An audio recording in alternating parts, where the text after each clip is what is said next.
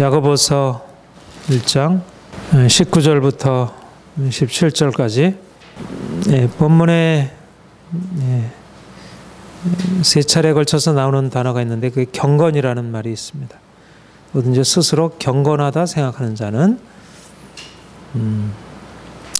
이 사람의 경건은 헛것이라.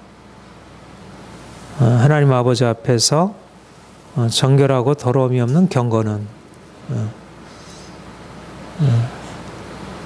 경건이란 말을 성경에서 별로 못 찾아보죠. 그렇죠?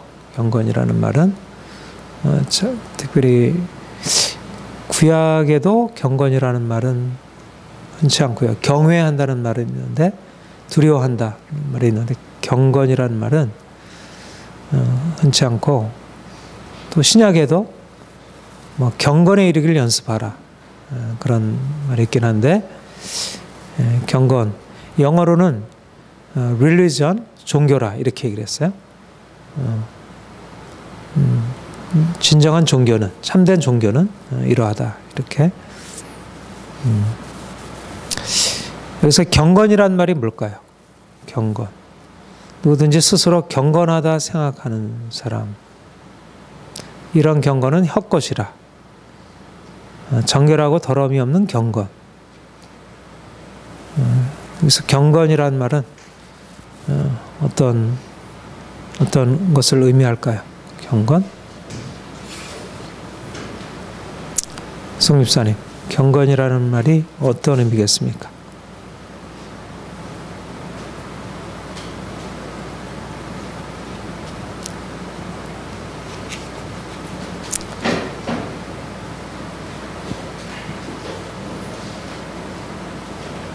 네.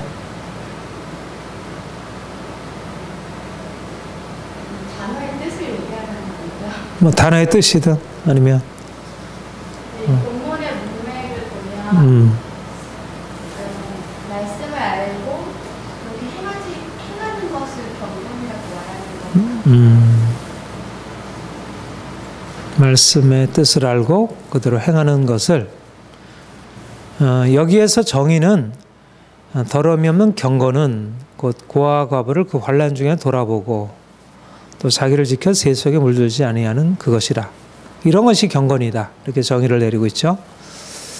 근데 이 말은 원래 경건이라는 말을 사람들이 생각할 때 이렇게 생각을 잘 안 한다는 얘기를 그 안에 함축할 수 있다. 함축하고 있다. 이렇게 생각할 수 있을 것 같아요. 그렇죠?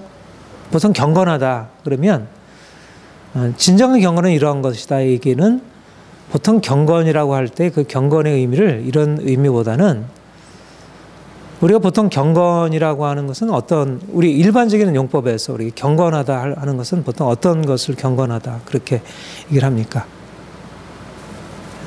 경건하다?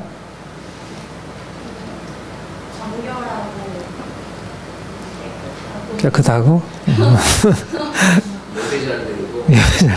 은근 잘하고 경건하다는 것은 주로 어떤 이 수평적인 관계 쪽보다는 하나님을 향한 우리의 자세 뭐 그럴 때 보통 사용하죠. 경이라는 말도 그렇고 그렇죠. 그러니까는 경건하다, 경건의 삶, 경건의 시간 이런 것은 주로 하나님 앞에 서는 시간. 하나님이 나에게 말씀하는 것을 내가 듣고 그분 앞에서 행하는 것. 그러니까 제가 뭐 이 원어를 자세하게 이제 뭐 찾아보고 분석하진 않았지만 이 본문에서 경건이라는 의미도 그런 하나님과의 관계를 지칭하는 말이라 그렇게 생각할 수 있을 것 같아요. 우리에게 있어서 우리의 신앙생활에 있어서 가장 중요한 것은 이런 의미에서 경건, 하나님과의 관계 그것이 가장 중요하다 할 수 있을 것입니다. 그런데 하나님과의 관계는 어떤 특성을 가지고 있냐면 여러분 하나님과의 관계는 어디서 시작이 되죠? 하나님과의 관계는 믿음. 하나님이 믿음 앞서서 하나님 편에서 우리에게 찾아오시는 그분의 계시, 하나님이 우리에게 찾아오실 때, 우리에게 그분 자신을 나타내실 때 우리가 하나님에 대한 믿음이 시작이 되고 또 믿음의 삶이라고 할 수 있는 경건이 시작이 되죠. 그렇죠? 경건이라는 것은 그러니까 우리 안에 일어나는 일이지만 그러나 우리 안에 있는 어떤 내재적인 차원을 넘어서 있는 우리 바깥에 있는 우리의 기본적인 신앙은 그렇잖아요. 하나님과 우리와의 관계는 원래 우리 안에 있는 내재적인 차원이라 할 수 없는 것이죠. 우리를 넘어서 계신 그 초월하신 하나님이 우리에게 찾아오셔서 그분 자신을 나타내실 때 비로소 하나님과의 관계가 시작이 돼요. 그런 의미에서 경건이라는 것은 계시가 있으면서 경건,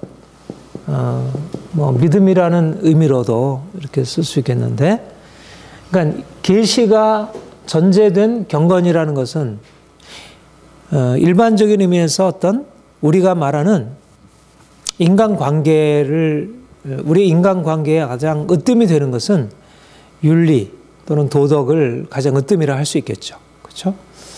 근데 윤리 도덕이라는 것은 내재적인 것이, 원래 우리 누구든지 사람으로 사람으로 태어났다면 누구든지 그에게는 윤리 도덕적인 차원이 있어요. 어려서부터 부모의 사랑을 받고 그리고 점점 성장해 나가면서 우리 에밀에서 공부하듯이 이제 점점 사랑을 깨닫고 내가 다른 사람을 사랑하는 삶으로 들어가게 돼요. 그렇죠? 그러니까 특별히 계시가 없어도 윤리 도덕은 인간 안에 자생적으로 일어나는, 건강하다면 바로 일어나는 것입니다. 그런데 그런 면에서 윤리 도덕은 누구나 보편적인 것입니다. 근데 경건이라는 것은 물론 다른 종교에도 일반적인 의미에서 어떤 종교가 있고 거기에도 경건함이라는 게 존재해요. 그렇죠? 신들에 대한 어떤 경건이라는 게 존재하죠. 근데 특별히 우리 기독교 신앙은 하나님의 계시로부터 시작이 되어 있는 거기 때문에 이제 우리의 경건이라는 것은 윤리 도덕적인 차원을 넘어서 있는 우리의 본성적인 차원의 나타남이 아니고 하나님과의 만남, 하나님께서 우리를 찾아오셔서 만나주시고 우리가 그로부터 일어나는 반응이 바로 경건이라 할 수 있어요. 그러니까 우리가 경건하다고 할 때 그것은 1차적으로 경건하다는 말은 우리가 보다 윤리적이다, 우리가 도덕적이다, 어떤 삶의 변화가 있다, 이런 것을 1차로 지칭하지 않고 경건하다는 말은 결국 이 계시에 대한 반응이에요. 다시 말하면 하나님에 대해서 우리가 어떻게 반응하느냐 하는 것이 경건의 가장 핵심을 이루는 거예요. 누가 경건한 사람이냐? 그러면 하나님의 음성을 듣고 그분이 내게 찾아오셔서 무언가 그분이 내게 하시고자 하는 일에 반응이 일어나는 사람이 경건한 사람. 도덕적이고 뭔가 윤리적인 사람이 아니고. 그러니까 경건의 가장 이런 의미에서 경건의 나타남은 경건하다는 것이 1차적으로 나타나는 것은 우리의 예배의 삶을 통해서 경건이 그러니까 드러난다 할 수 있겠습니다. 하나님이 우리에게 찾아오셔서 자신을 나타내실 때 하나님이 얼마나 우리에게 귀하신 분이신지, 우리에게 그분이 자기를 나타내심으로 그분의 놀라운 사랑을 발견하게 되고 내가 얼마나 죄인 된 것인지 내가 알게 되고 나 같은 죄인을 하나님께서 사랑하셨다는 사실에 대해서 깨닫게 되고, 그래서 그것에 대한 반응이 바로 우리의 예배잖아요. 그렇죠? 예배. 그러니까 우리가 하나님이 우리에게 찾아오심으로써 우리가 이제까지 자연적인 우리의 삶에서는 일어나지 않았던 반응이 바로 우리 안에 경건함이라는 감정 또는 어떤 예배의 행위, 이런 것이 일어나게 되는 것입니다.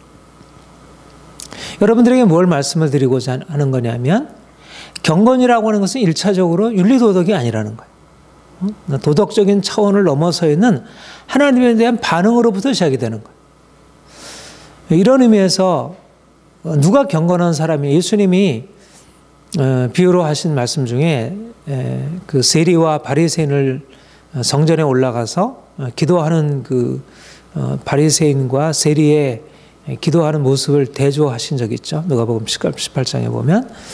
그런데 이제 바리새인은 하나님께 나아가서 하나님 감사합니다. 내가 저 세리와 같이 토색불이 가늠하지 아니하고 내가 이렇게 11조를 드리고 나는 이렇게 신앙생활을 잘할 수 있게 된 것이 너무너무 감사합니다. 나름대로 그것도 경건한 것처럼 보이잖아요. 하나님에 대한 반응이니까. 그런데 그 경건함이, 바리새인의 경건함이라는 것은 일종의 일반 종교인들이 가지고 있는 차원의 경건함이라. 그러니까 윤리도덕이 그 안에 있어요. 그러니까 어떤 신적인 존재에 대한 반응이 있긴 있는 거예요. 그러나 그 반응이라는 것은 계시적인 만남이 아닌 거예요. 그렇죠? 하나님이 그 어떤 빛을 비추셔서 자기 자신을 비추게 하는 그런 만남이 아니고 어떤 이런 윤리적 종교적인 가르침을 통해서 뭔가 자기 안에 있는 종교심이 발휘되어서 윤리 도덕적인 삶을 통해서 나타나는 그런 의미. 그러니까 그런 것은 다른 종교에도 있는 거죠. 그런 차원의 경건함. 그런데 주님은 그런 바리새인의 경건함이 아닌 세리, 그가 성전에 들어가서 멀리 서서 하늘을 우러보지도 못하고 가슴을 치며 하나님께 하는 것이 하나님이여 나를 불쌍히 여기소서. 내가 가슴을 치면서 자기의 죄인됨을 고백한 거예요. 근데 이거는 뭡니까? 그런 윤리적인 삶을 산 게 아니잖아요. 도덕적인, 그가 뭐 고아와 과부를 돌아보고 깨끗하고 정결한 삶을 산 게 아니잖아요. 그런 아주 부도덕적인 삶, 사람들한테 손가락질 받고 멸시받는 그런 인생을 살았던 거예요. 근데 예수님의 비유 속에서 그는 경건한 자였던 거예요. 말하자면 경건이라는 것은 어떤 것이 경건이냐면 하나님의 계시에 어떤 반응이 일어나는 사람이 경건이라는 것입니다. 그러니까 내가 어떻게 살았느냐, 내가 어떻게 도덕적이냐, 어떻게 윤리적이냐, 어떻게 선하냐, 어떻게 좀 더 착하냐, 이런 것을 경건이라 말하지 않고 하나님이 그에게 찾아오셔서 그에게 뭔가를 비추실 때 그 비추임이 그에게 뭔가 반응을 일으킨 사람이 경건한 것입니다. 그러니까 이 점에서 우리가 요 말만 가지고 바라보게 되면 경건이라는 것은 윤리도덕적인 것이구나. 그렇게 인용할 수도 있어요. 왜냐하면 그렇게 인용하는, 이제 요즘은 이제 행위를 많이 강조하면서 이제 그렇게 인용하기도 하는데, 본래적으로 경건이라는 말은 하나님의 빛 가운데 선 것이고요. 그 빛 가운데서 자기 자신을 발견하는 것이고, 그리고 자기 자신과 대조되는 하나님의 사랑과 거룩함을 아는 것입니다. 이런 의미에서 윤리도덕 삶이 아니고 이것을 넘어선다는 거.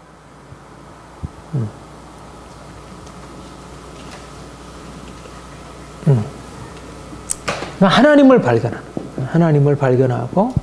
하나님을 경험하고, 하나님과의 관계 안으로 들어가는 것입니다. 그러니까 이거는 직접적으로 잘 드러나지 않는 그런 이제 모습이죠. 그러니까 경건하냐 경건하지 않느냐는 것은 1차적으로 그렇게 보여지고 가시적으로 다 알려지지 않는다. 바리새인이 경건한 사람인가, 세리가 경건한 사람인가, 그가 바깥에 나와서 행하는 모습을 통해서 그를 알 수 있겠어요? 모르는 거죠. 누가 경건한지. 그리고 보는 관점에서 전혀 다르게 볼 수 있고요. 그러니까 오늘날도 이제 많은 사람들이 교회를 다니고 이러저러한 신앙생활을 하고 있는데, 진정한 경건한 사람이 누군지는, 누가 경건한 사람인지는 사실 사람들에게 있어서 제대로 잘 드러나지 않은 거야. 저 목사님이 경건한지, 저 장로님이 경건한지, 저 집사님이 경건한지가 사실 잘 드러나지 않는 거야.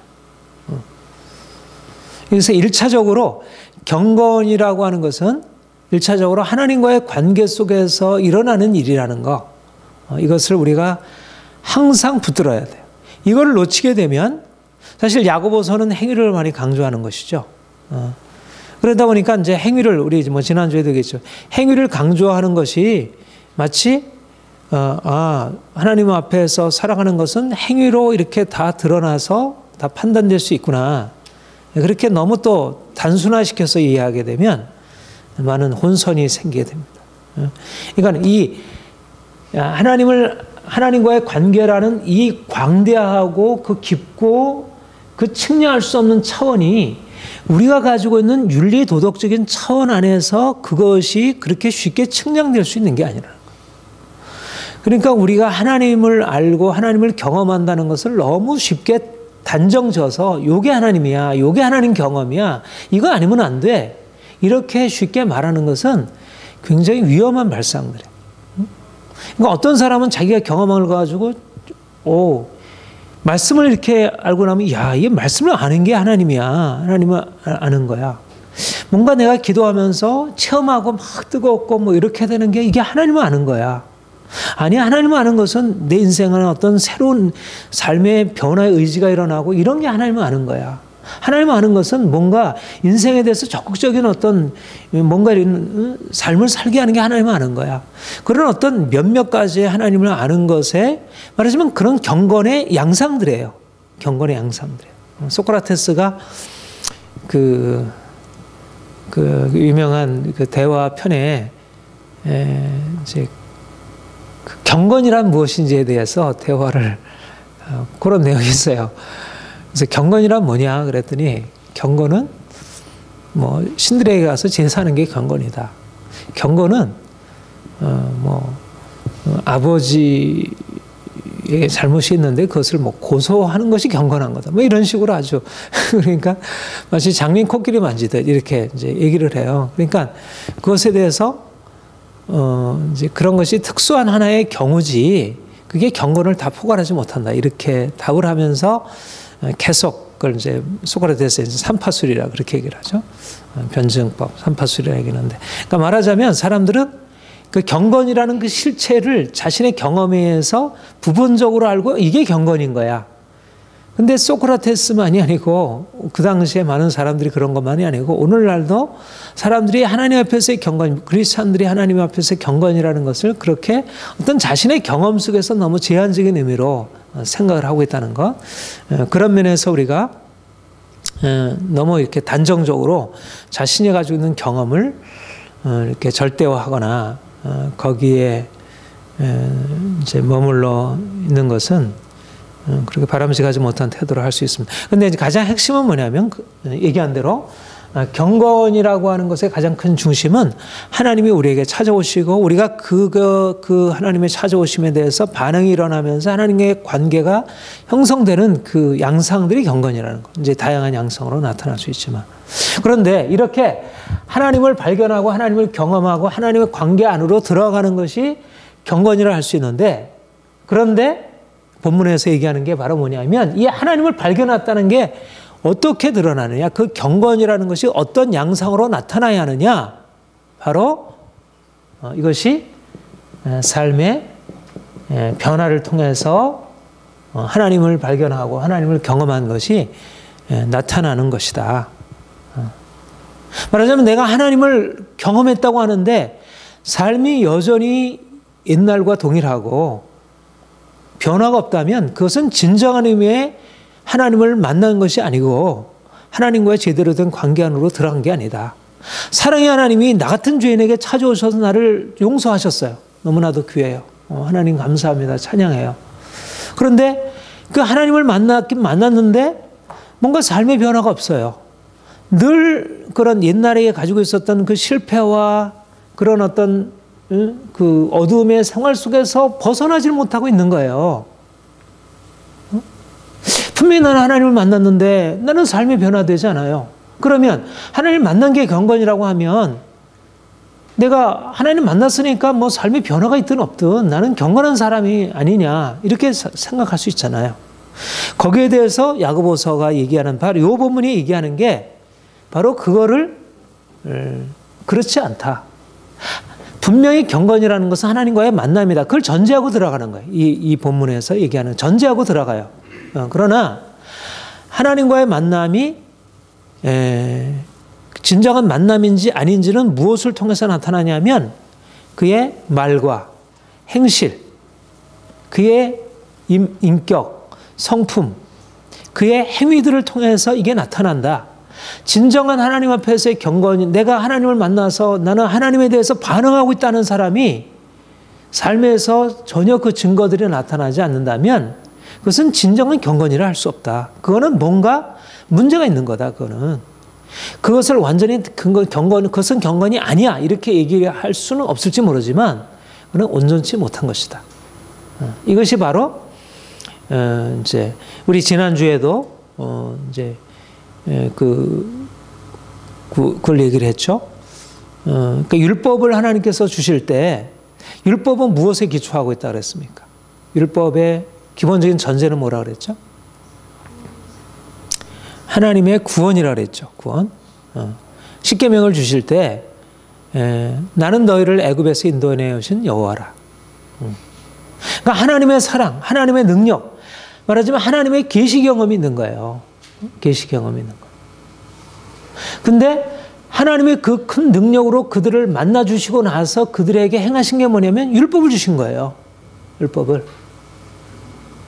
그러니까 우리는 출애굽 사건을 통해서 하나님이 어떤 분이시고 하나님이 우리를 만나신다고 하는 것이 무엇인지를 거기서 보게 되는 것입니다.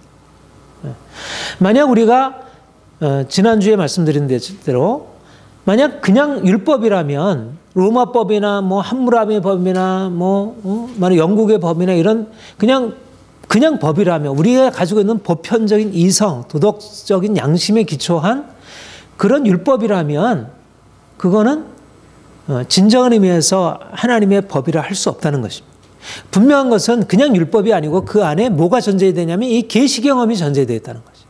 구원의 경험이라는 하나님께로부터 말하자면 1차적으로 율법이라고 하는 것은 너희가 이렇게 살아라는 어떤 도덕이 아니고 나는 이러한 존재다. 너는 나를 알아라. 그러니까 나와 만남이 있어야 한다는 것을 말하고 있고 나와의 만남을 통해서 이런 삶이 전개된다. 그러니까 율법이 있기 전에 먼저 하나님의 구원이 있는 것입니다. 말하자면 계시가 먼저 있는 거예요. 계시가 있고 그리고 그 율법도 먼저 하나님과의 관계로부터 시작이 되죠. 다른 신을 섬기지 말아라.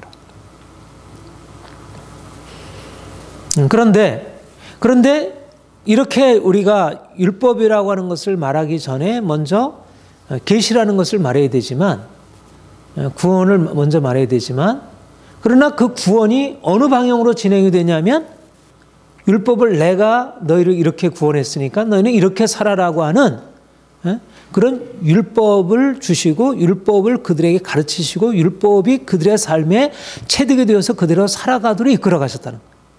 이게 이스라엘 백성들을 하나님이 이끌어 가신 방식이에요. 말하자면 하나님이 우리에게 오셔서 하신 일이 그런 것이라는 것입니다. 하나님이 우리를 만나주시는 그 계시 경험이라는 게 뭐냐? 그 구원의 경험이라는 게 뭐냐? 그것은 1차적으로 하나님의 사랑을 깨닫고 내가 어떤 존재인지 깨닫고 하나님을 정말 예배하고 하나님을 사랑하고 하나님께 우리의 인생 전체를 다 바쳐드리는 그런 하나님과의 친밀한 경험, 관계 경험으로 우리를 이끌어가지만 그러나 그것이 우리에게 어떤 방향을 가지고 나아가냐면 하나님을 발견하고 하나님을 경험하게 된 사람은 반드시 그 하나님이 기뻐하시는 그 거룩한 삶의로의 그 변화로 이끌어 가신다는 것입니다. 그래서 바로 하나님 아버지 앞에서 정결하고 더러움이 없는 경건은 곧 고아와 가부를 관란 중에 바라보고 또 자기를 세속에 물들지 아니하는 것이라. 다시 말하면 이게 직설법이라면 하나님이 우리를 위해서 무엇을 하셨다는 것이라면 이것을 이제 명령법. 너희가 이렇게 해라. 그러니까 말하자면 이것은 하나님이 하신 것이고 이것은 우리가 너희가 말하자면 경건이라고 하는 것은 이 두 가지 요소를 필수적으로 내포하고 있다는 거예요. 내가 너희를 위해서 이렇게 행했다. 이것을 알지 못하면 우리의 삶에 경건이라는 것이 시작이 될 수 없어요. 그렇죠?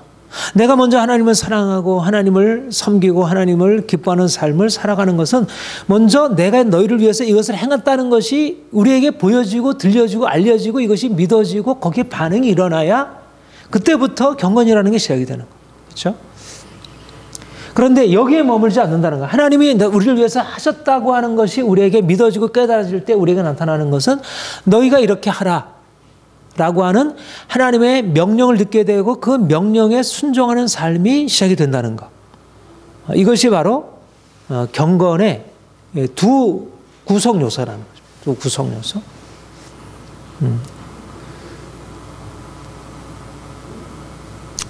그러니까 하나님께서 우리를 구원하셨다는 구원의 경험은 하나님에 대한 1차적으로 하나님에 대한 감사, 하나님에 대한 경외함, 하나님에 대한 신뢰, 하나님에 대한 사랑의 경험으로 인도하고 또 그리고 나서 그러니까 명령법도 두 가지 요소가 있죠. 하나님에 대한 관계, 그 다음에 이웃에 대한 관계 안으로. 그래서 이제 경건이라고 하는 것은 바로 이 특별히 명령법 안에서 이게 이제 기초이고요.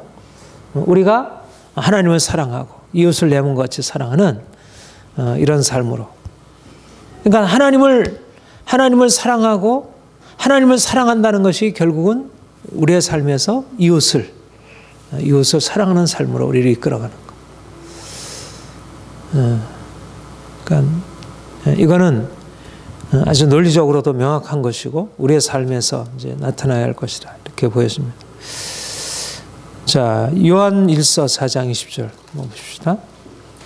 그러니까 본문의 얘기와 요한 1서 4장 20절의 것이 거의 비슷한 얘기를 하고 있는 것입니다. 자, 한번 같이 읽을까요? 시작. 누구든지 하나님을 사랑하노라 하고 그 형제를 미워하면 이는 거짓말하는 자니 보는 바 그 형제를 사랑하는 자는 보지 못하는 바 하나님을 하나님을 사랑하는 게 경건이라 할 수 있겠죠. 그렇죠? 경건한 것이에요. 근데 하나님을 나는 사랑해. 말하자면 나는 경건한 사람이야. 이렇게 얘기를 하는데 형제를 미워하고 형제와 불화하고 형제를 향해서 마음을 열질 않아. 그러면 그것은 하나님을 사랑하지 않는 것이고 거짓말하는 것이고 여기서 얘기하는 것은 헛된 경건이고 진정한 경건이 아니라는 거죠. 그렇죠? 그러니까 경건이란 하나님을 사랑하는 것인데 하나님을 사랑한다고 하면서 형제를 미워할 수는 없다는 거예요. 이거는 동전의 양면이라는 거예요. 같이 가는 거라는 것입니다. 이 한쪽이 있으면 이것도 반드시 따라오게 되는 일이지. 나는 하나님을 사랑하는데 나는 사람을 사랑하는데 이웃은 사랑하지만 하나님을 사랑하지 않아. 이건 가능해요. 그렇죠? 이거는 가능할 수 있어요. 그렇죠? 하나님 만나지 못하면 뭐 믿지 않는 사람들이 이웃 사랑이 있잖아요. 그렇죠? 그러나 하나님 사랑을 알지 못할 수 있어요. 그러나 난 하나님은 사랑해. 그러나 나는 사람들과의 관계에 있어서 나는 뭔가 나를 내어주고 그를 사랑할 수는 없어. 이런 것은 있을 수 없다는 거예요. 그러니까 진정한 경건은 반드시 하나님 사랑과 이웃 사랑을 그 안에 같이 내포하고 있고 서로 사랑이 그 안에 반드시 요청된다는 거. 요한일서 4장 7절 12절 우리 한번 봅시다. 시작. 사랑하는 자들아 우리가 서로 사랑하자. 사랑은 하나님께 속한 것이니 사랑하는 자마다 하나님으로부터 나서 하나님을 알고 사랑하지 아니하는 자는 하나님을 알지 못하나니 이는 하나님은 사랑이심이라. 하나님의 사랑이 우리에게 이렇게 나타난 바 되었으니 하나님이 자기의 독생자를 세상에 보내심은 그로 말미암아 우리를 살리려 하심이라. 사랑은 여기 있으니 우리가 하나님을 사랑한 것이 아니요 하나님이 우리를 사랑하사 우리 죄를 속하기 위하여 화목제물로 그 아들을 보내셨습니다. 사랑하는 자들아 하나님이 이같이 우리를 사랑하셨은즉 우리도 서로 사랑하는 것이 마땅하도다. 어느 때나 하나님을 본 사람이 없으되 만일 우리가 서로 사랑하면 하나님이 우리 안에 거하시고 그의 사랑이 우리 안에 온전히 이루어지느니라. 너무 귀한 말씀입니다. 그러니까 하나님의 사랑으로부터 우리의 사랑. 그러니까 경건이라고 하는 것은 하나님의 사랑이 우리에게 전달되어지는 과정이에요. 그러니까 경건이라는 것은 우리가 하나님을 사랑하는 것이잖아요. 근데 우리가 하나님을 사랑하기 전에 먼저 하나님이 우리를 사랑하셨어요. 그렇죠? 내가 하나님을 사랑하는 것은 하나님이 우리를 나를 사랑하신 것에 대한 반응에 불과해요. 근데 내가 하나님을 사랑할 때 그 반응은 단지 하나님과의 관계 안에서의 반응만이 아니고 거기에 어떤 일이 일어나냐면 하나님의 사랑이 우리에게 부어져서 우리가 그 사랑을 가지고 사랑은 여기 있으니 사랑의 새로운 실제. 그러니까 이 삶의 변화가 일어나는데 하나님 경험이 말하자면 우리가 서로 사랑하는 것은 말하자면 하나님이 우리 인생 안에 들어오셔서 그분 자신을 나타내는 것. 지난주에도 여러분들 말씀드렸지만 이건 엄청난 거예요. 그러니까 우리가 가지고 있는 자연적인 차원이 아니라 자연적인 차원을 뭐 너무 놀랍게 능가하는 그런 하나님의 차원이, 하나님의 사랑의 차원이 우리에게 나타난 바 되고 우리 안에 그것이 막 생성되고 그것이 새롭게 주어지기 시작하는 거. 이제 그걸 가지고 우리가 서로 사랑. 그러니까 내가 하나님을 사랑하는 것과 하나님을 사랑하는 그 사랑이, 그러니까 이 세 가지 종류의 사랑이 있죠. 하나님이 우리를 사랑하신 거. 그렇죠? 두 번째는 우리가 하나님을 사랑하는 거. 하나님이 우리를. 세 번째는 우리가 하나님 사랑으로 서로 사랑하는 거. 이게 근원적인 하나님 사랑이에요. 그렇죠? 이게 근원적인 사랑이고 이 사랑에 대한 반응이 우리가 하나님을 사랑하는 사랑이에요. 그렇죠?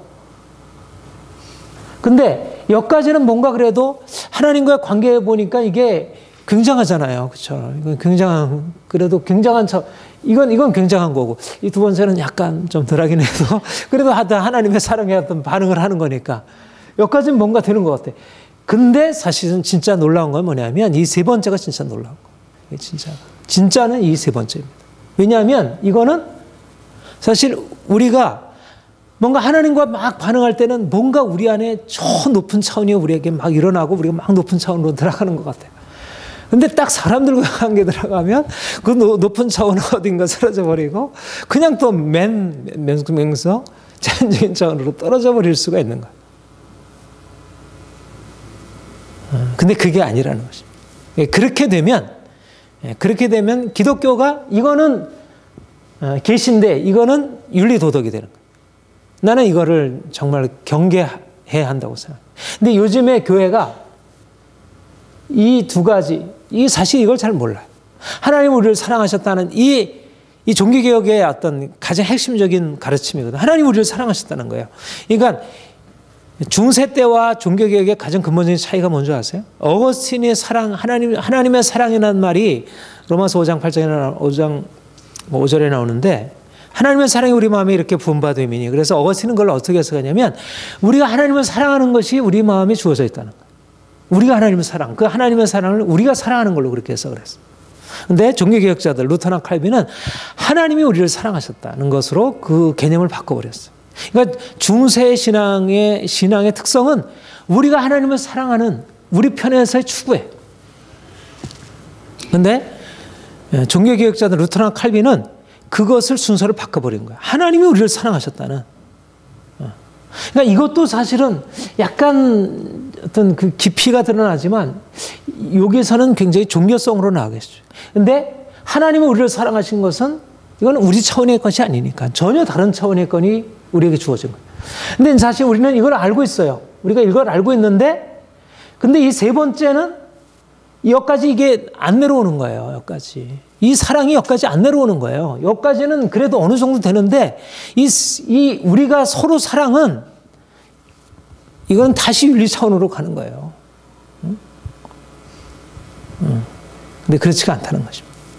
이거는 윤리 차원이 아닌 거예요. 이거는 내가 하나님을 사랑하는 것만이 내가 어떤 영적이고 저 거룩하고 저 높이로 나가는 게 아니라 우리가 사람을 사랑하는데 하나님이 우리 안에 오셔서 그 하나님의 사랑을 우리에게 부어주시고 그 사랑으로 사람을 사랑하도록 하시는 거예요. 이게 기적의 역사이고 우리가 정말 경험해야 할 것이고 그러니까는 기독교가 만약 이런 사랑의 경험 안으로 들어가면 그러면 정말 크리스마스가 우리가 축하가 되는 거예요. 그리고 사람들이 정말 축하를 하지 않을 수가 없는 거예요. 이거는 엄청난 것들이 자신들에게 경험이 되니까 말하자면 하나님이 나타나서서 자기들을 막 지금 돕고 있으니까 하나님이 뭐 산타가 아니라 하나님이 그들의 인생 가운데 오셔가지고 그 이웃에 살고 있는 거예요. 하나님이 말하자면 바로 옆에. 얼마나 놀랍겠어요. 그러니까 크리스마스를 온 세상이 축하할 만한 거예요. 윤리도덕이 아닌 거예요. 뭐 불교도 뭐 이슬람교도 다 사실 윤리도덕은 다 있잖아요. 간디도 보면 굉장히 윤리도덕적인 깊은 차원이 있어요. 그러면 굳이 우리 크리스마스를 전 세계 축제가 될 이유가 뭐겠습니까? 그러면 석탄일도 그렇고 뭐 힌두교의 무슨 성자들도 다 그렇게 돼야 되지 않겠어요? 근데 하나님이 우리를, 그러니까 우리가 사실은, 그러니까 우리가 야고보서를 배워가는 것은 바로 그 부분입니다. 우리는 야고보서에서 윤리도덕을 배우려고 하는 게 아닙니다.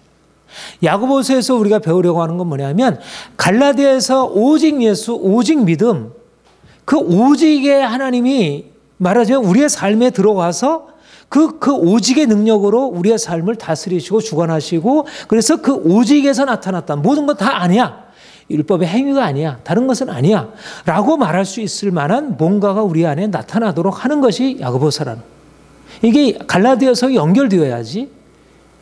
야고보서 따로 놀고 갈라디아서는 믿음이고 이거는 행위고 이렇게 따로 놀아서는 안 돼요.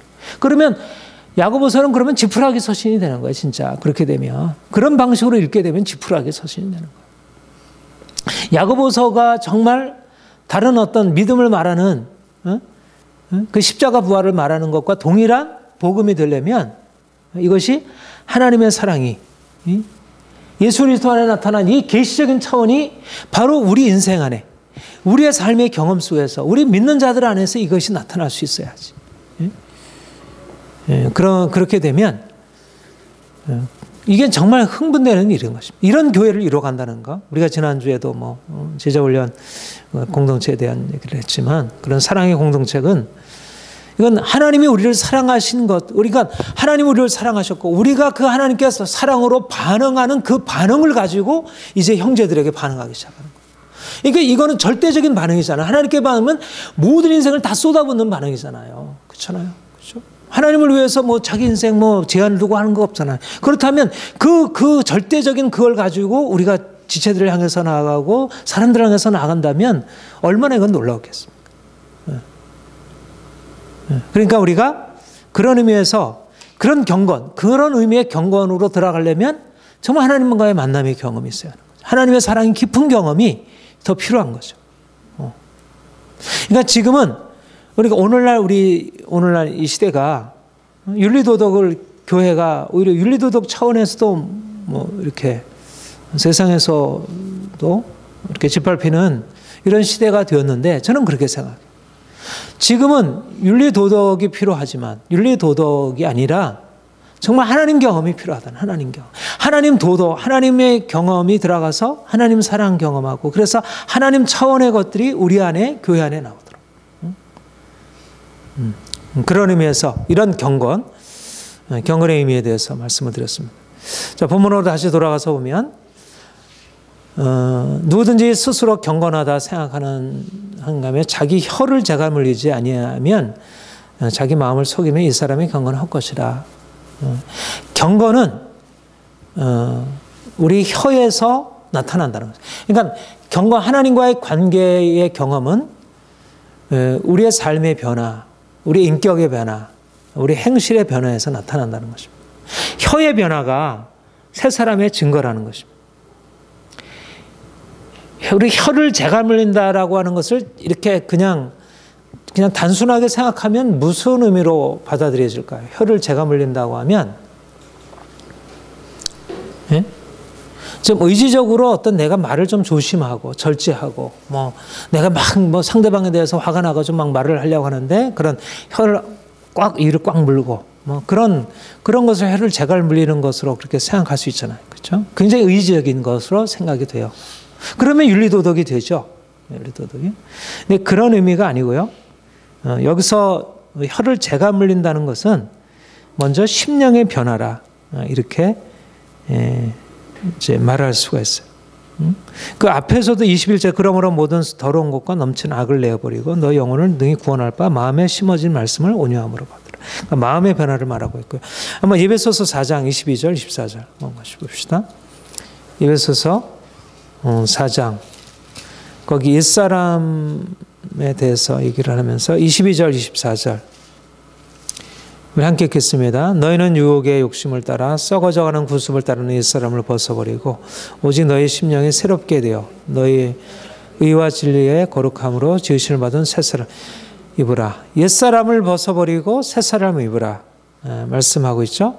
그런데 이제 그 새사람을 입으라고 말하면서 그 새사람의 구체적인 내용을 언급하고 있죠. 그렇죠? 28절부터 25절부터 거짓을 버리고 각각 이웃과 더불어 참된 것을 말하라. 분을 내지 말라. 그리고 29절 같이 읽어볼까요? 시작. 무릇 더러운 말은 너희 입 밖에도 내지 말고 오직 더러운 소용되는 말을 선한 말을 하여 듣는 자들에게 이렇게 쓰게 하라. 31절 너희는 모든 악독과 노함과 분냄과 떠드는 것과 비방하는 것을 모든 악의와 함께 버리고. 예. 어떻습니까?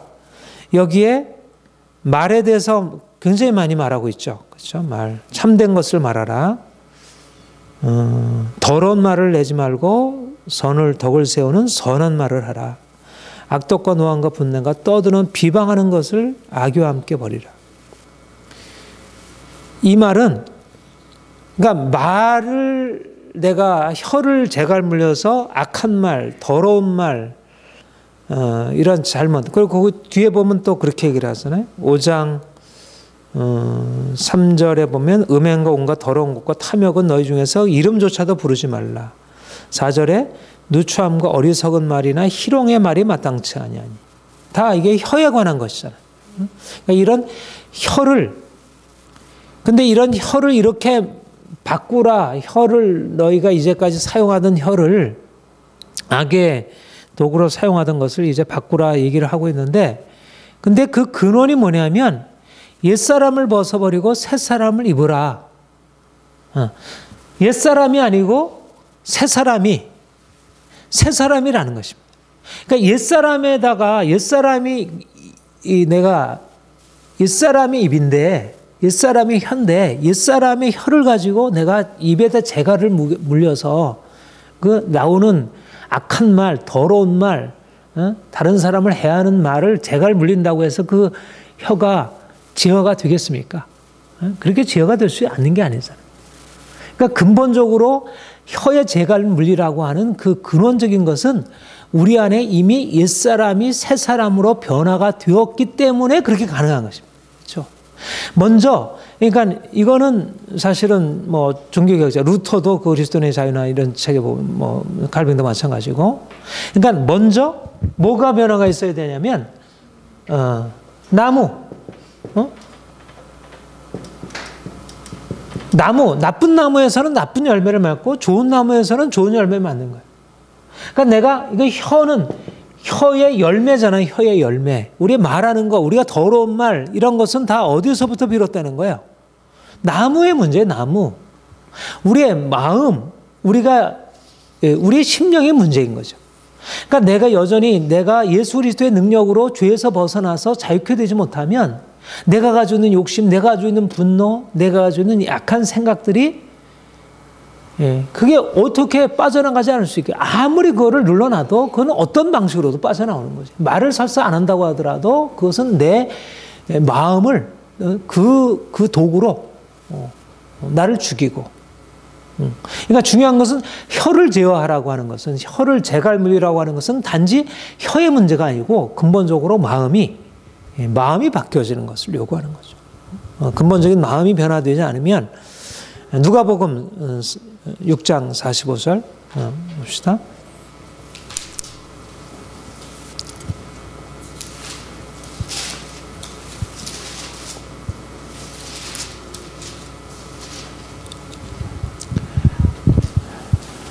한번 같이 읽죠. 시작.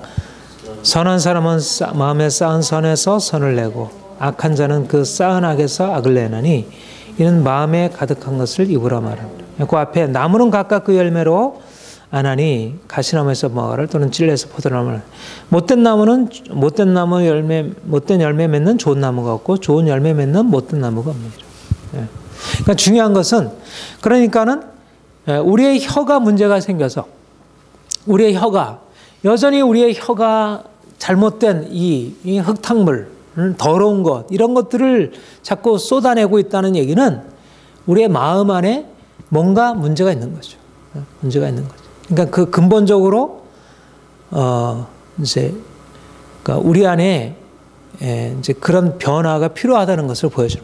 그런데 중요한 사실은 뭐냐면, 여러분 지금 우리가 나무가 변화됐습니까? 앞으로 될 것입니까? 되었습니까? 될 것입니까? 이미 변화되었죠. 그 안에 이미 직설법이 있는 거예요. 그렇죠?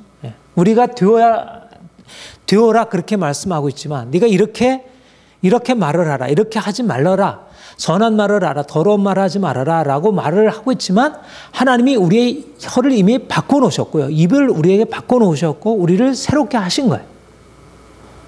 그러니까 그러니까 세상 사람들, 지난주에도 말씀드렸지만 세상 사람들과 우리와의 차이는 뭐냐면 세상 사람들은 변화되지 않은 상황에서 그 높은 목표, 선한 말, 경건한 말, 사람들을 좋게 하는 그런 말을 하려고 노력하는 거예요.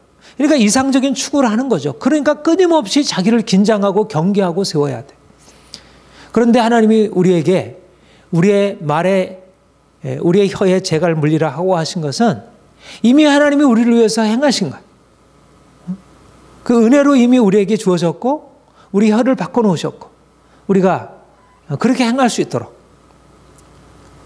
그런데 우리가 하나님의 이게 이미 은혜로 주어졌지만 우리가 그 하나님의 은혜가 우리에게 주어졌기 때문에 우리가 그냥 수동적으로 가만히 있는 게 아니라 결국 믿음으로. 그러니까 내가 하나님께서 내게 주신 생각과 의지를 가지고 나의 입에 혀의 말들을 제어하는 거죠. 내가 적극적인 의지를 발휘하는데 그러니까 하나님이 우리에게 그런 의지를 주셔서 그 의지를 가지고 내 혀의 말을 제어하는 거예요.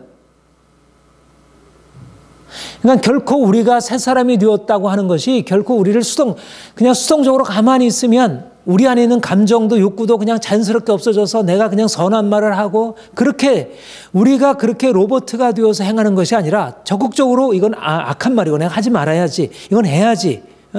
그러니까 우리 안에 일어나는 어떤 악한 생각, 악한 느낌, 악한 감정들에 대해서 제어하고 이건 아니야. 너 그렇게 하지 마. 이렇게 하면서 우리가 그 의지적으로 자신을 재갈 물리고 하는 거예요.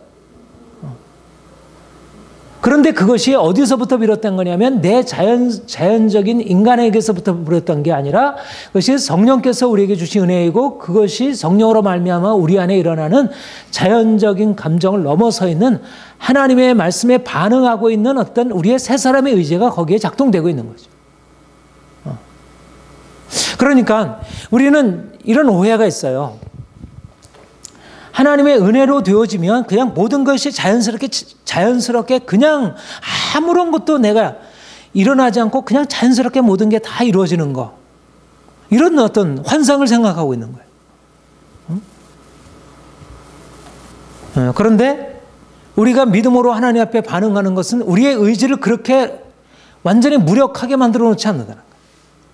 말하자면 우리가 이제까지 자연적인 것을 말하자면 이런 면에서 비슷한 거예요. 그러니까 어떻게 보면 세상 사람들도 자기의 어떤 삶을 바꾸기 위해서 끊임없이 노력을 하잖아요. 그렇죠? 자기가 뭐 열심히 그냥 이렇게 노력을 하고 그 말에 대해서 어떻게든지 계속해서 그런 것을 훈련하고 노력을 하잖아요. 근데 우리는 사실 그런 차원의 노력을 통해서 자신을 바꾸려고 하지 않아요. 우리가 일차적으로 그런 방식으로 자기를 바꾸려고 하면 그건 도덕이지, 도덕 윤리지. 그거는 하나님께 대한 반응이 아닌 거예요. 아까 얘기했지만 하나님의 사랑이 우리에게 부어져서 우리가 그 사랑이 우리를 서로 사랑으로 우리를 어떤 변화로 이끌어가게 되는 거지. 그 사랑이 우리를 이끌어가는 것이어야지 내가 하나님의 사랑과 별것 없이 또 내가 가지고 있는 윤리적인 노력으로 뭔가 하려고 하고 뭔가 바꾸려고 하고 하는 것은 변화는 일어나겠지. 근데 그 변화는 믿지 않는 사람이 하는 거나 불교에서 하는 거나 별 차이가 없는 거예요. 법정 스님이 하는 거나 간디가 하는 거나 하등의 차이가 없는 거예요. 크리스찬들이 윤리적으로 하는 거나 하등의 그것은 자연인의 나타남이지 그 자체가 그렇게 영적이지 않은 거예요. 별 차이가 없어요. 그러면 영적인 건 뭐냐? 그런 노력 없이 그냥 가만히 있으면 하나님께서 성령께서 오셔서 우리 안에 뭔가 이렇게 내가 사람을 사랑하게 하고 내가 더 이상 내가 잘못된 말을 안 하고 그렇게 자연스러워야 되니 성령의 반응이냐? 그렇지 않다는 거예요. 그것도 오해인 거예요. 이게 좀 이렇게 헷갈리는 거예요. 그러니까 어떻게 보면 믿음으로 반응한다는 것을 너무 그 어떤 신비적인 역사로만 보고 그리고 또 그게 안 되니까 또 인간적으로 반응하고 있고. 그런데 중요한 것은 뭐냐면 이렇게 말할 수 있어요. 이런 면에서 우리가 사실은 어떤 계시가 우리 폴 트루니 하면서도 이제 그 마지막 장에 이제 그런 얘기를 했는데, 하나님의 계시가 우리에게 임하면서 우리가 나타난 건 뭐냐면, 우리가 가지고 있는 딱 어떤 고정적인 생각이냐면, 하나님의 계시가 오면 우리 거는 그냥 다 잠잠해지거나 그런 어떤 생각을 가지고 있는데, 하나님의 계시가 오면 우리 안에 있는 지, 정, 의, 그러니까 계시에 대한 우리의 믿음의 반응이, 믿음으로 하나님의 반응을 하잖아요. 내가 하나님을 사랑하고 그렇게 되잖아요. 하나님을 사랑하고 하나님 뜻을 따르고자 하잖아요. 그러면 하나님의 뜻을 따르고자 하면 우리 안에 있는 지정의와 같은 우리의 자연적인 본성에 속해 있는 것들이, 이것이 활성화되는 거예요. 근데 이게 이전에 가지고 있었던 우리의 자연적인 것과 다른 건 뭐냐면, 이거는 하나님이 우리에게 인생에 오셔서 우리에게 일으켜 주시는 그 역사가 우리를 그렇게 만들어가는 거죠. 그러니까 이전에는 내가 말씀을 따라서 말씀을 들어도 말씀을 듣지도 무슨 뜻인지도 알지 못하고, 그러니까 뭔가 이제 인간적으로 막 하려고 애쓰고, 그래도 안 되면 또 포기하고, 그래도 뭐 현실 문제 때문에 또 막 애써야 하고, 뭐 이런 방식으로 자기 의지를 사용했어요. 그런데 이제 성령께서 우리에게 오셔서 하나님의 사랑을 알게 해, 그리고 하나님의 능력을 받아들이게 해. 할 수 있구나, 해야지, 이러면서 내가 가지고 있던 이제까지의 삶에 대해서 돌아보고, 이것은 아니야, 이거는 하나님께서 맞지 않는 거야, 그걸 판단을 해. 이성적으로 판단하고 우리 양심과 여러 가지를 다 동원해서 판단해. 그리고 내 안에 그동안에 너무 무력하고 실패감으로 가슴 눌려 있었어. 그러니까 내가 뭔가를 바꾸려고 해도 안 된다고 생각해. 감정이 여러 가지 억제돼 있고 눌려 있어. 안 돼.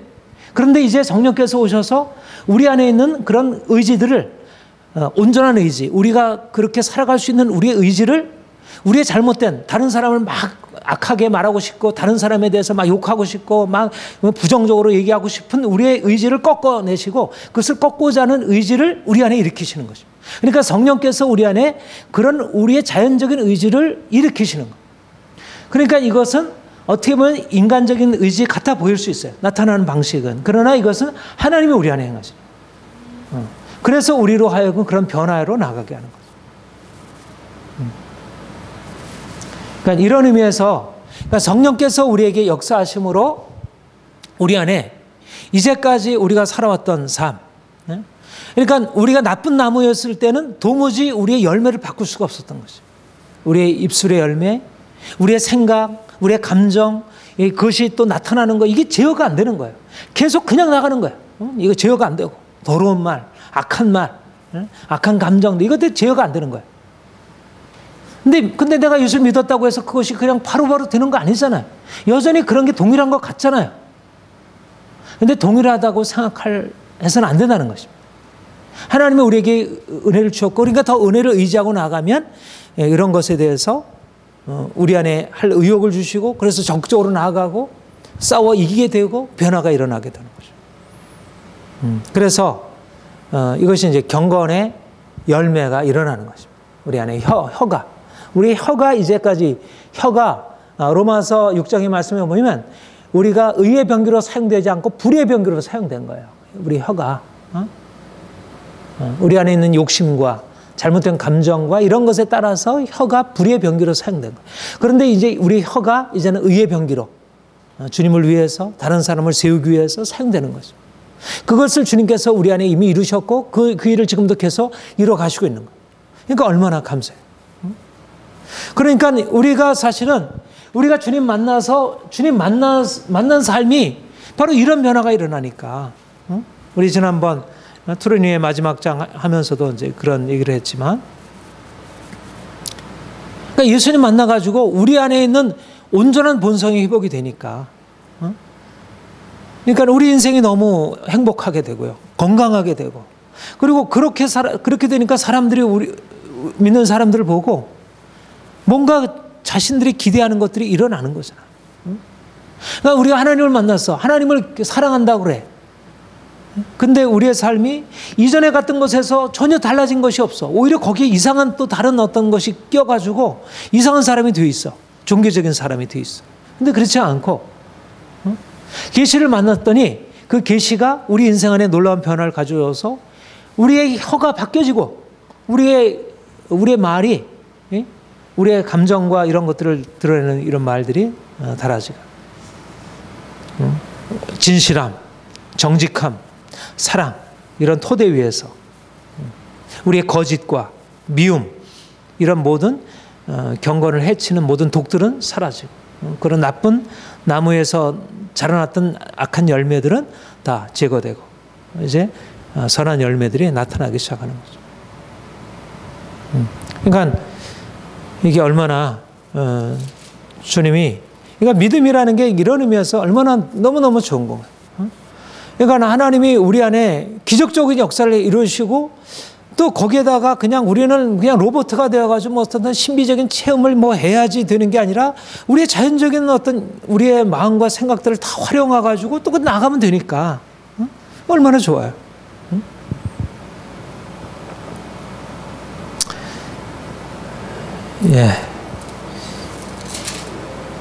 하나님 자기 혀를 재갈 물리지 아니하고 자기 마음을 속이면 이 사람의 경건은 헛것이라.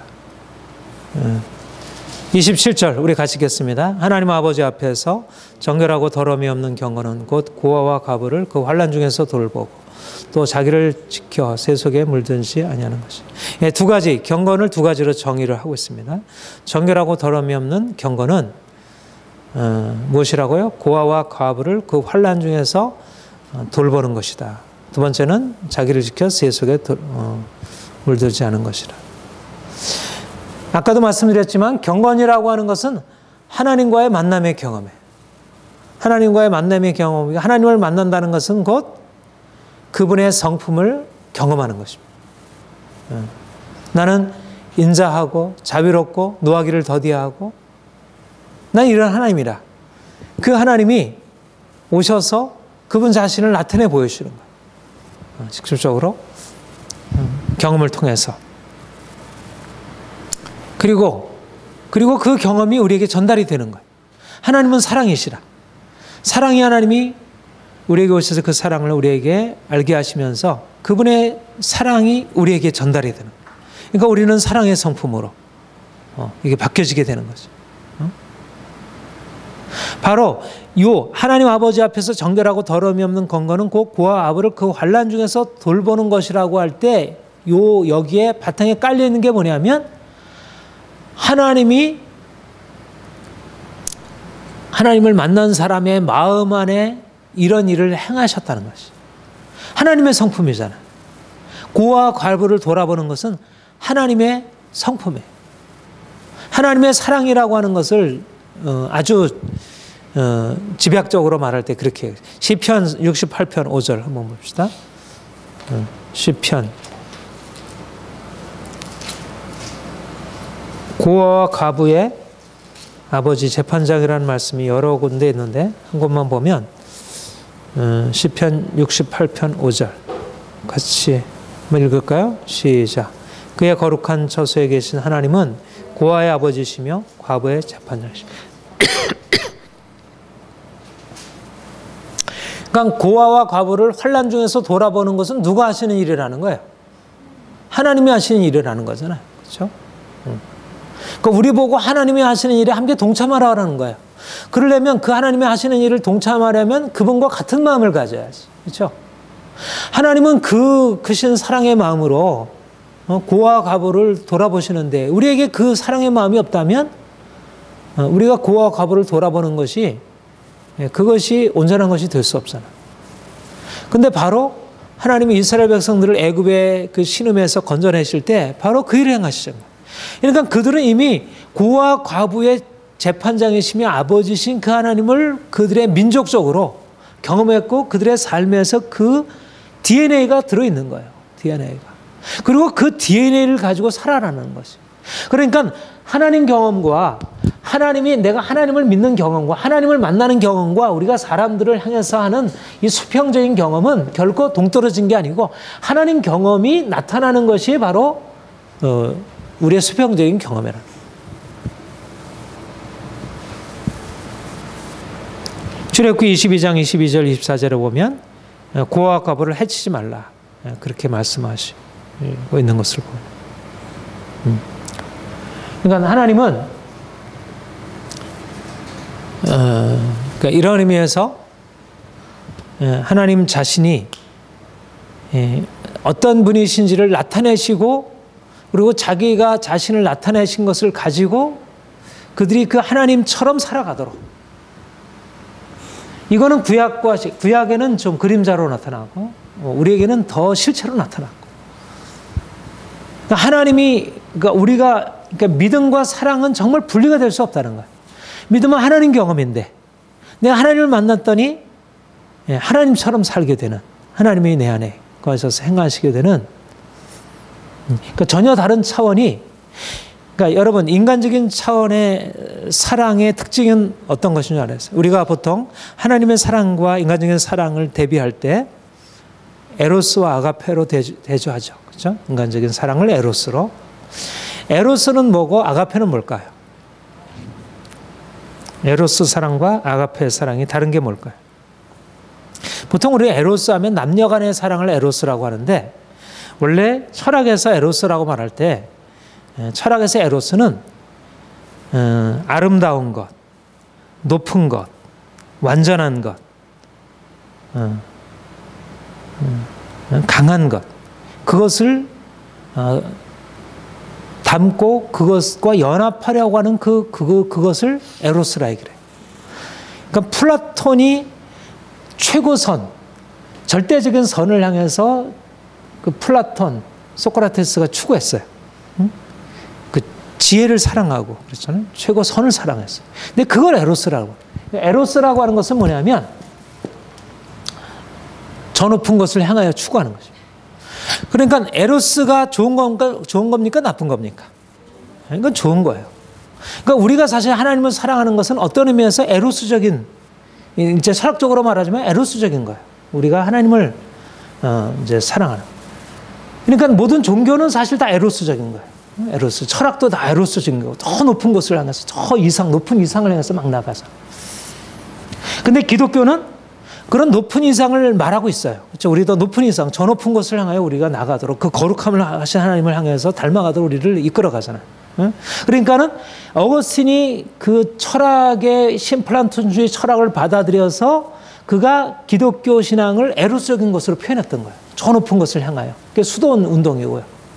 그러니까 그것은 결코 잘못된 것은 아닙니다. 그런데 그것은 기독교의 근본적인 의미를 제대로 드러내지 못했다는 거예요. 거기 안에 중요한 진리 요소가 있지만 하나님의 사랑은 그런 방식으로 나타나지 않아요. 아까도 말씀드렸지만 하나님의 사랑은 우리에게 내려오는 아가페 사랑. 그러니까 에로스는 위를 향한 것이라면 아가페는 아래로 향하는 거예요. 가장 낮은 자, 천하고 비천하고 부족하고 아무것도 아닌. 근데 하나님의 사랑, 그러니까 에로스적인 것은 굉장히 사람들이 다 원하는 거잖아요. 원하고 그걸 다 추구하잖아요. 사실 남녀의 사랑 안에 그런 어떤 상대방 안에 있는 가장 아름다운 것, 높은 것을 향한 그런 추구가 남녀의 사랑 안에 표현되죠. 그런데 하나님의 사랑이 오히려 우리는 이쪽을 더 추구하는데, 인간적인 것은, 하나님은 오히려 못한 낮은 것을 사랑해서 그 높은 것으로 끌어올리는, 그것이 바로 하나님의 사랑이고요. 물론 우리 인간적인 사랑 안에도 그게 있습니까? 없습니까? 인간적인 사랑도 있죠. 우리가 뭐 에미리에서도 보면 그런 어떤 우리 불쌍한 여러 고통받는 사람들에 대한 연민, 이것이 이제 자연적인 본성의 아주 도덕성의 기초라 이렇게 얘기를 하고 있고요. 뭐 모든 사람들이, 뭐 믿지 않는 사람들도 이제 그런 고통받는 사람들, 우리가 뭐 재해를 만나고 이제 그런 지진 일어나고 했을 때 사람들에 대한 그런 연민이 일어나고 하는 걸 보잖아요. 그러니까 하나님이 주신, 그러니까 하나님의 마음의 표현이죠. 그러나 우리가 이스라엘 백성들에게 나타내신 그 하나님, 또 예수님의 십자가에서 나타나신 그 하나님의 아가페적인 사랑을 세상에서는 알지 못하고 또 그것을 추구를 하지 않는 거예요. 추구를 하지 못하는 것이. 근데 하나님이 우리에게 이제 다가오셔서 이제 그 사랑을 알게 하시고, 근데 이 아가페 안에는 에로스보다 더 놀라운 거는 이 아가페 안에는 뭐가 있다 그랬어요? 하나님이 우리를 아가페로 우리의 낮은 자에게 찾아오셔서 행하신 것이 뭐예요? 우리를 이쪽으로 끌어올리는 거죠. 우리를 단지 낮은 데서 그냥 동정하는 차원가 아니라 우리를 저 높은 곳으로 끌어올리셔서 그분과 연합해서 에로스적인 하나됨으로, 하나님과의 그 신부와 신랑의 연합으로 이렇게. 그러니까 하나님의 사랑은 아가페와 에로스가 완전히 그 안에 종합이 되는 그런 사랑인 거죠. 근데 그것이 어떻게 시작이 되냐면 바로 아가페적인 사랑으로부터 시작이 됩니다. 그러니까 우리가 하나님께부터 받은 사랑이 그런 것이고 우리가 사람들에게 나가는 것이고, 그러니까 사람들은 인간적인 사랑을 누구에게 나갑니까?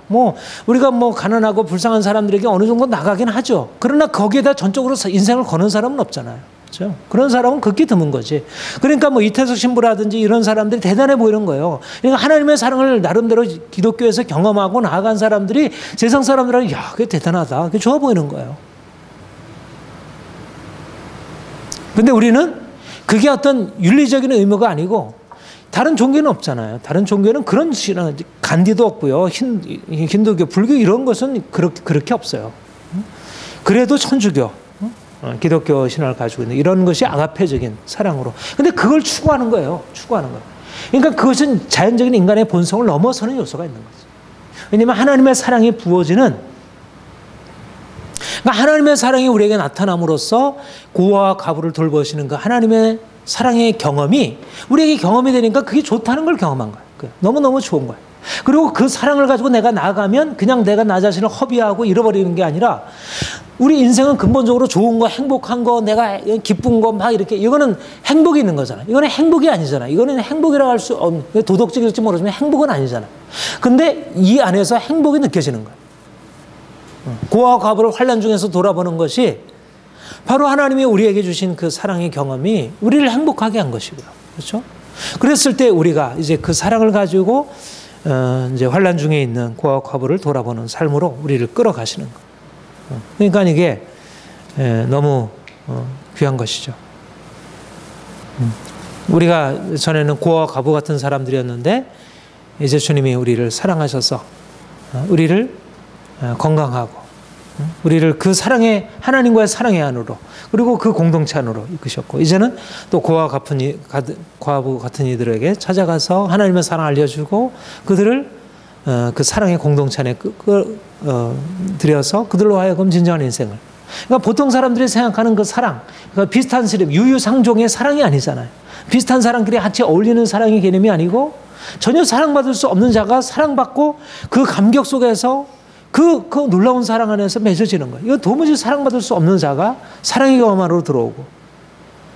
그러니까 이거는, 그러니까 아까 말씀드린 대로 하나님의 사랑이 계시적으로 주어질 때만 가능한 거지. 이게 율법이면 어떻게 가능하겠어요, 이런 사랑이. 율법, 보통 양심과 도덕이면 이런 건 아니잖아요. 고아와 과부를 돌아보는 거는 우리에게 일차적인 것일 수 없겠죠. 예, 마지막으로 우리 세속에 물들지 아니하는, 자기를 지켜 세속에 물들지 아니하는 것이라 이렇게 말씀하고 있습니다. 경건은 하나님의 사랑의 경험은 사실은 어떻습니까? 우리가 보았듯이 근본적으로 우리의 혀가 변화되고 우리가 긍휼의 사람으로 변화되는 것은 결국 우리가 가지고 있었던 이전에 죄악된 삶에서, 우리가 죄악의 삶에서 우리가 벗어나서 자유롭게 되는 것이고, 그러니까는 우리가 이제 어둠에서 빛으로 옮겨지고 나게 되면 결국은 그 어둠의 세상과 싸울 수밖에 없는 것이고요. 그렇죠? 우리를 이제 세상으로부터 자기를 지켜 보존하는 것. 그러니까 한편으로 우리가 하나님을 만나면서 우리 인생의 놀라운 변화노들하고 그 사랑의 관계, 하나님과의 사랑의 관계 안으로, 또 그런 지체들과의 사랑의 관계 안으로, 또 고통받는 이들과의 사랑의 관계 안으로 들어가지만, 또 한편으로는 우리가 끊고 단절하고 막아야 하고 싸워야 할 세상이라는 게 있죠. 여기서 세속에 물들지 않을 때 세상에서 자기를 지켜 깨끗게 하는 것입니다. 곧 조금 지나서 우리 야고보서 4장 4절 우리 같이 한번 읽어봅시다. 시작. 가늠하는 여인들아 세상과 벗된 것이 하나님과 원수됨을 알지 못하느냐. 그런즉 누구든지 세상과 벗이 되고자 하는 자는 스스로 하나님과 원수되는 것이라. 그러니까 우리가 하나님과 연합하려고 하는 거예요. 그렇죠? 하나님과 더 깊은 연합으로 들어가는 것이고, 그러니까 한편으로 우리가 사람들, 나보다 연약하고 불쌍한 사람들을 향해서 아가페 사랑을 가지고 나아가고 더 깊은 사랑으로 하나님을 향한 열정과 그런 것은 이제 하나님과 하나됨으로 나아가고, 근데 하나님으로 하나되어 나아가려고 하면 우리가 이전에 하나 되었던 세상과는 원수되고 이제는 세상에서 더 이상 함께하지 않는 것이죠. 고린도후서 6장 14절, 7절, 7장 1절 우리 한 번만 그거 보고 마칩시다. 고린도후서 6장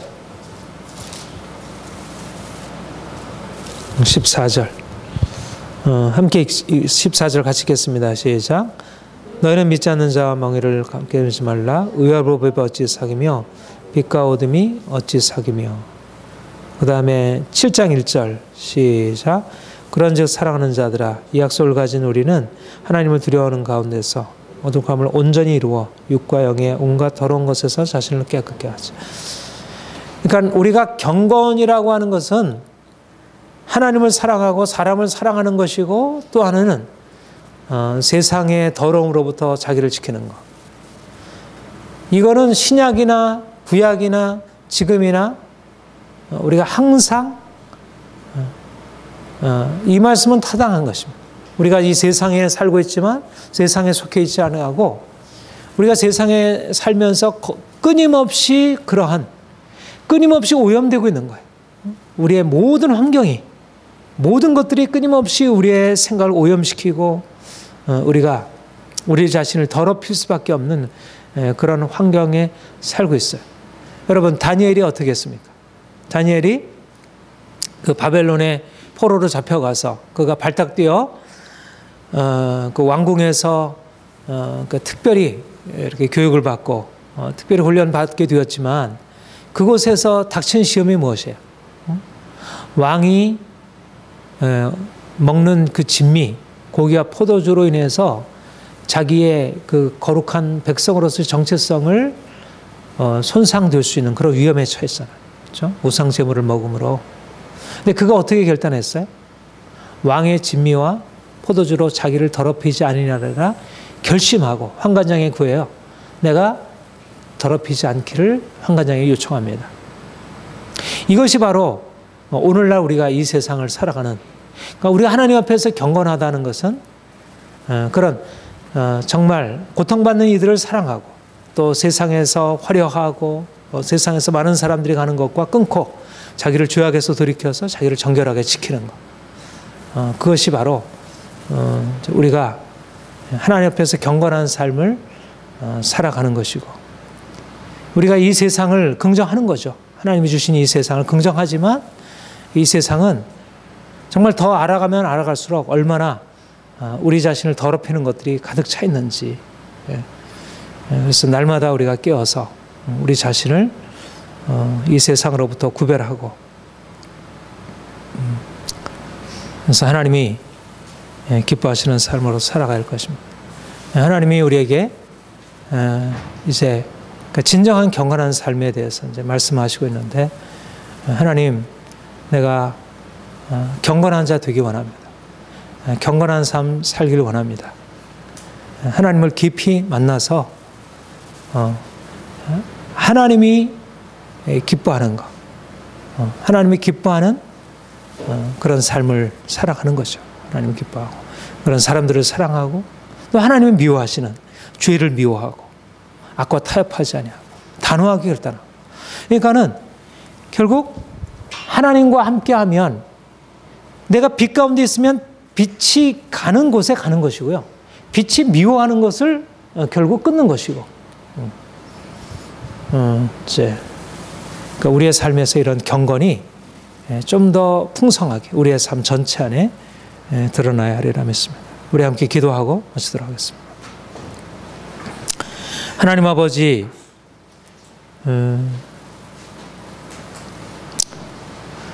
우리 하나님을 만나서 우리 인생 안에 너무나 놀라운 변화를 얻게 된 것 감사드립니다. 하나님을 아는 것, 하나님을 섬기는 것, 하나님을 사랑하는 것들이 추상적인 종교 행위가 되지 않기 원하고 실전적인 생명적인 관계가 되길 원합니다. 하나님, 온전하게 우리 인생을 주께서 다스려 주시고 변화시켜 주옵소서. 참된 경건은 우리의 마음과 생각이 온전히 변화되어서 거룩하고 흠없는 생각과 말과 행실이 되는 것이라 하셨습니다. 참된 경건은 고아와 과부를 환난 중에서 돌아보고 지키는 것이라 하셨습니다. 주의 사랑 우리에게 부어주시고 정말 고통받는 이들을 향한 주님의 사랑으로 찾아가기를 원합니다. 하나님, 더 이상 세상과 타협하는 악한 것에 우리 자신을 방임하는 삶 살지 않도록 주께서 우리를 지켜주시고 거룩하고 흠이 없는 하나님 닮은 삶 살아갈 수 있도록 우리에게 은혜를 베풀어 주옵소서. 하나님, 우리의 삶을 통해서 진정한 경건이 드러나기 원하고 우리 안에 계신 주님이 온전히 나타나기를 소원합니다. 주께서 우리를 날마다 새롭게 하여 주옵소서. 감사드립니다. 예수님의 이름으로 기도합니다. 아멘.